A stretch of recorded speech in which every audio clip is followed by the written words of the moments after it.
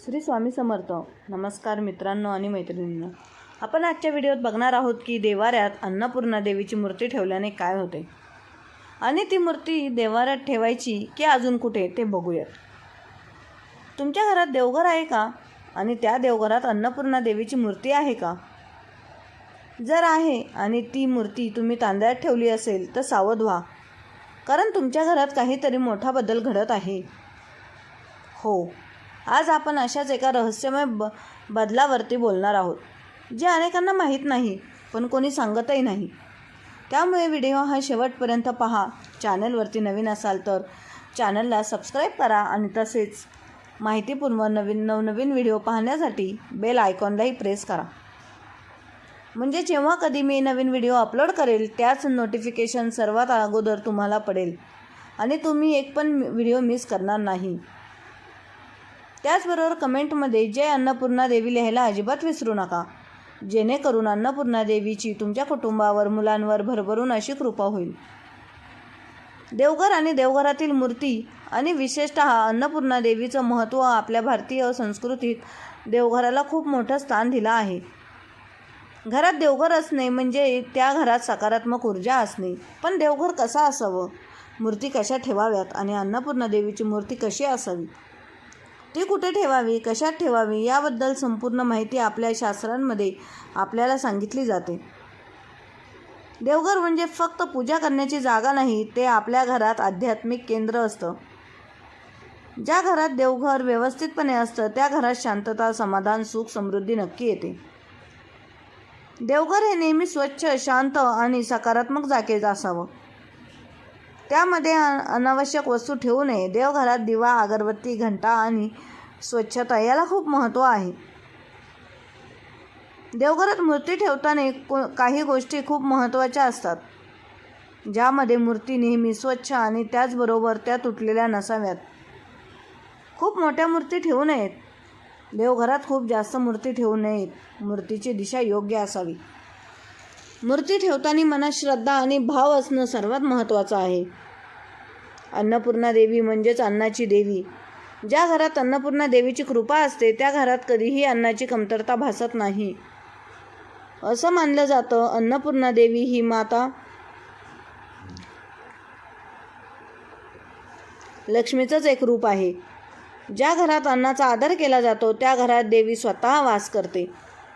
अन्नपूर्णा देवी या अन्नाची, समृद्धीची आणि पोषणाची एक देवी मानली जातात. पुराणांनुसार एकदा भगवान शिव यांनी सांगितलं की जगात सर्व काही माया आहे, अन्न देखील. तेव्हा देवीने अन्न गायब केलं आणि सृष्टीत दुष्काळ पडला. शेवटी शिवाने अन्नाचं महत्त्व मान्य केलं आणि देवीकडून अन्न घेतलं. तेव्हापासून अन्नपूर्णा देवीची पूजा केली जाते. अन्नपूर्णा देवीची पूजा केल्याने घरात अन्नाची कधी कमतरता भासत नाही. आर्थिक स्थिरता वाढते, घरात समाधान आणि शांतता राहते. अन्नाचा आदर करण्याची सवय लागते. कुटुंबात एकत्रितपणा आणि प्रेम वाढते.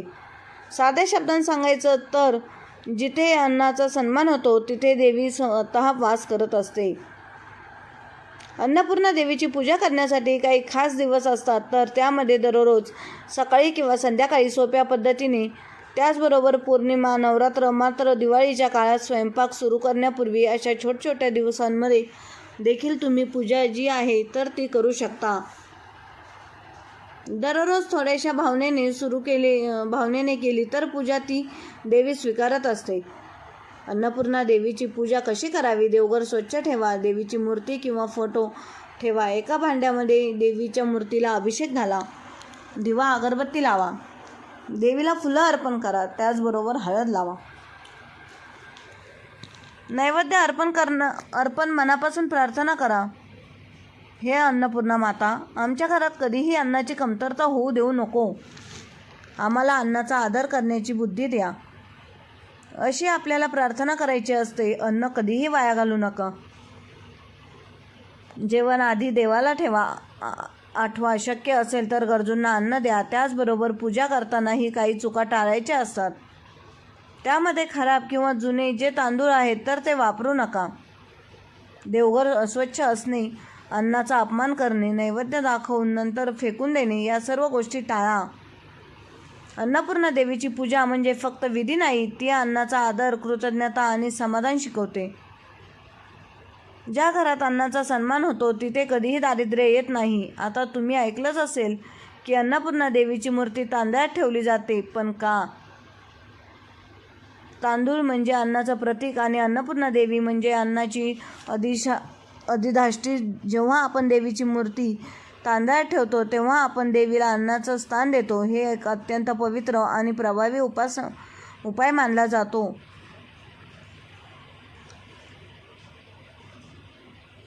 पण ज्या लोकांना अन्नपूर्णा देवीची मूर्ती तांदळात ठेवली आहे त्यांनी एक गोष्ट लक्षात घ्यायला हवी, कारण तुमच्या घरात जे काही घडत आहे ते फक्त योगायोग नाही.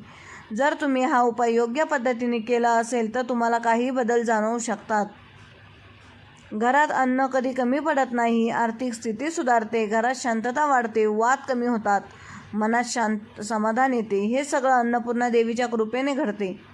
पण जर तुम्ही काही चुका केल्या तर त्याचे परिणाम जे आहेत तर ते देखील आपल्याला भोगावे लागतात आणि ज्यामुळे आपलं घर जे आहे तर ते त्यावरती संकटसुद्धा येऊ शकतात. त्यामध्ये कोणत्या चुका ज्या आहेत तर त्या आपल्याला टाळायच्या आहेत तर ते आपण बघूया. जर तुम्ही अन्नपूर्णा देवीची मूर्ती तांदळात ठेवलेली असेल तर अर्थात अन्नपूर्णा देवीची मूर्ती तांदळात ठेवायला काही हरकत नसते, पण ती ठेवत असताना ह्या चुका ज्या आहेत तर त्या आपल्याला टाळायच्या असतात. त्यामध्ये सर्वात पहिली जी चूक आहे ते म्हणजे तांदूळ घाणेरडे ठेवणे, त्याचबरोबर मूर्ती स्वच्छ न ठेवणे. त्यानंतर तिसरी जी चूक आहे ते म्हणजे देवघरात अन्नाचा अपमान करणे. चौथी जी चूक आहे ते म्हणजे अन्न वाया घालवणे. अशा चुका केल्यास देवी रुष्ट होऊ शकते. त्यामुळे ह्या चुका चुकूनही आपल्याला अन्नपूर्णा देवीची मूर्ती तांदळात ठेवत असतानाही करायची नाही आहे. त्याचबरोबर दररोज सकाळी किंवा संध्याकाळी देवीला दिवा लावायचा असतो, नमस्कार करायचा असतो, मनापासून प्रार्थना करायची असते. आणि ज्या घरामध्ये अन्नपूर्णा देवीची मूर्ती तांदळात ठेवली जाते त्या घरामध्ये हळूहळू बदल घडू लागतात. पण ते बदल फक्त त्यांनाच दिसतात जे श्रद्धा आणि विश्वास ठेवत असतात. जर तुम्हाला तुमच्या घरात सुख समृद्धी हवी असेल तर अन्नपूर्णा देवीची पूजा नक्की करा. आता जे जुने तांदूळ असतात तर त्याचा योग्य वापर करू शकतो आपण. तांदूळ हे खूप पवित्र मानले जातात, त्यामुळे घरातील जेवणात ते वापरू शकतो.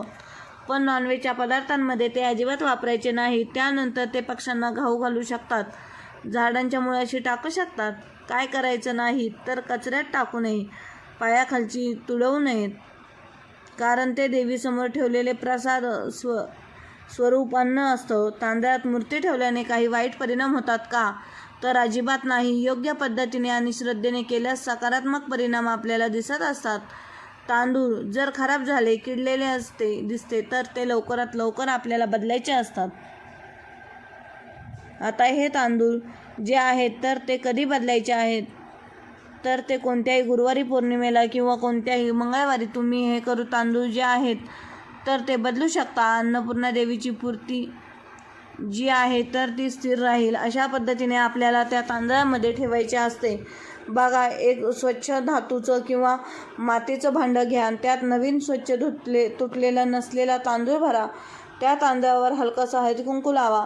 आता त्यावर अन्नपूर्णा देवीची छोटीशी मूर्ती ठेवा. मूर्ती स्थिर राहील अशी ठेवावी, हलू नये. शक्य असल्यास मूर्ती पूर्व दिशेला किंवा पश्चिम दिशेला होईल अशाच पद्धतीने देवघरामध्ये ठेवावी. अशा पद्धतीने आपल्याला या सर्व गोष्टी ज्या आहेत तर त्या आपल्याला पाळायच्या असतात. अन्नपूर्णा देवीची मूर्ती तांदळात ठेवणे खूप शुभ मानले जाते, पण ज्यांना अन्नपूर्णा देवीची किंमत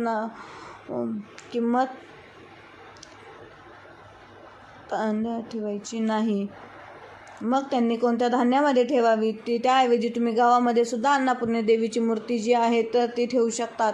या छोट्या छोट्या गोष्टी ज्या आहेत तर त्या आपल्याला घरामध्ये पूजा करत असताना किंवा अन्नपूर्णा देवीची पूजा करता असताना आपल्याला पाळायचे असतात. त्यावेळेसच आपण केलेल्या पूजेचं ते काही संपूर्ण फल आहे तर ते आपल्याला मिळत असतं. नाही तर काय होतं की आपण म्हणतो की खूप कष्ट करते, मेहनत करते, पण तरीही त्या कष्टाचं मेहनतीचं फळ का मिळत नाही? कारण ह्या ज्या चुका असतात त्यामुळे आपल्याला जे फळ का मिळत नाही, कारण ह्याच असतात. त्यामुळे आपल्याला जे फळ आहे तर ते मिळत नसतं. ह्या सर्व चुका टाळा आणि बघा, तुम्हाला नक्कीच तुम्ही केलेल्या सेवेचा आणि उपायांचा फळ मिळेल. त्याचबरोबर तुम्ही देवघरामध्ये अन्नपूर्णा देवीची जो मंत्र आहे तर तो सुद्धा लावू शकता किंवा आपल्या किचनमध्ये सुद्धा तुम्ही अन्नपूर्णा देवीचे मंत्र लावू शकता, जेणेकरून आपल्या बनवत असतानाही ज्यामध्ये जी सकारात्मक ऊर्जा आहे तर ती प्रवेश करत असते. अशा पद्धतीने या छोट्या छोट्या गोष्टी करा, तुम्हाला त्याचा फायदा होईल. लेली ही सर्व सेवा ही महाराजांच्या चरणी रुजू करते. जर व्हिडिओ आवडला असेल तर लाईक, शेअर आणि सबस्क्राईब करायला विसरू नका. भेटूया पुढच्या वर्षी छानशा नवीन व्हिडिओत. श्री स्वामी समर्थ.